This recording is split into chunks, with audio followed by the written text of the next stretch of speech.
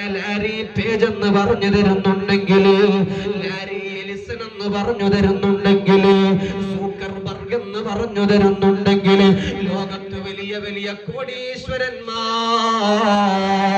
ഒരുപാട് കമ്പനികളെ കീഴടക്കുമ്പോ, സ്പേസുകളെ കീഴടക്കുമ്പോ, ടെസ്ല പോലത്തെ വലിയ വലിയ കമ്പനികളുടെ ഉടമസ്ഥതയുള്ള സ്ഥാനത്ത് നിന്നുകൊണ്ട് കോടീശ്വരന്മാരാകുമ്പോ, നബി സല്ലല്ലാഹു അലൈഹി വസല്ലമ തങ്ങൾ അടുത്തേക്ക് ഒരു ചോദ്യം വന്നു, യാ റസൂലല്ലാഹ്, ലോകത്ത് ഏറ്റവും വലിയ പണക്കാരൻ ആരാണ് നബിയേ? ലോകത്ത് ഏറ്റവും വലിയ സമ്പന്നനാരാണ് നബിയേ? ഇന്നത്തെ ഭൗതികം പഠിക്കുന്ന വിദ്യാർത്ഥികളോട് ചോദിച്ചാൽ പലരും പറയും, ഇന്ന് ബ്രൂണയിലെ ഒരു ഭരണാധികാരി ഹസനുൽ ബോൽക്കിയെ കുറിച്ചൊന്ന് പരിശോധിച്ചു നോക്കിയാൽ 600 റോൾസ് റോയ്സ് കാറിന്റെ ഉടമസ്ഥനാണ്, 450 ഫെറാറിയുടെ ഉടമസ്ഥനാണ്, 380 ഫെൻലി കാറിന്റെ ഉടമസ്ഥനാണ്, നൂറുകണക്കിന് ലംബോർഗിനി കാറുകളുണ്ട്, 7000 കാറുകളുടെ ഉടമസ്ഥനായി ഇന്ന് ലോകത്ത് ജീവിച്ചുള്ള ഹസനുൽ ബോൽക്കിയ എന്ന് പറയുന്ന ബ്രൂണയുടെ കിങ്ങായി ഇന്നും അതാ ഭരണം നടത്തിക്കൊണ്ടിരിക്കുന്ന ബ്രൂണയുടെ രാജാവാണോ? മാലി സാമ്രാജ്യം 14-ാം ശതമാനത്തില് 14-ാം നൂറ്റാണ്ടിൽ മാലി സാമ്രാജ്യം അടക്കി ഭരിച്ച കൻസ മൂസ എന്ന് പറയുന്ന വലിയ ലോകത്ത് ഇന്ന് വരെ വരാത്ത ഒരു പണക്കാരൻ ഉണ്ടായിരുന്നു.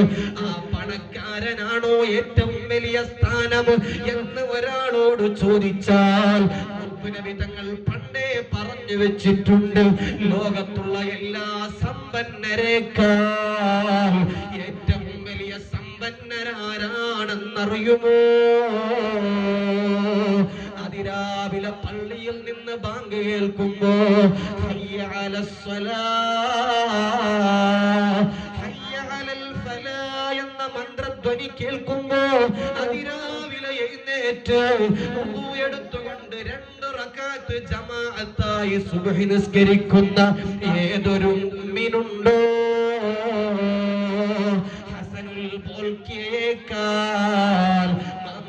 മൂസയേക്കാൾ, 7000 കാറുകളുടെ ഉടമസ്ഥനേക്കാൾ ഏറ്റവും വലിയ സ്ഥാനം അതാ നിസ്കരിക്കുന്നവനിക്കാണ്.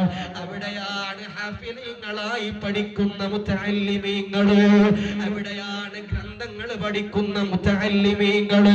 5 വഖ്ത് നിസ്കാരം ഒരു ഇമാമിന്റെ ബാക്കിലായി നിസ്കരിക്കുമ്പോ ആ മുതഅല്ലിമിന്റെ സ്ഥാനമുണ്ടല്ലോ കോടീശ്വരനേക്കാൾ, പണക്കാരനേക്കാൾ, അമ്പരച്ചുംബികളായ കട്ടടങ്ങളുള്ള ഒരു ഭരണാധികാരിയേക്കാൾ സ്ഥാനം ആ മുതഅല്ലിമിനാണ്. ആ ജമാഅത്തിന് വരുന്ന വാപ്പക്കാണ്. എന്തൊരു മറുപടിയാണ് മുത്തുനബി തങ്ങൾ പറഞ്ഞത്. നബി തങ്ങൾ പറയാൻ കാരണമുണ്ട്. നമ്മുടെ ഇന്ത്യ രാജ്യത്തേക്ക് റഷ്യൻ പ്രധാനമന്ത്രി വന്നു. Vladimir Putin India സന്ദർശനത്തിലാണ്.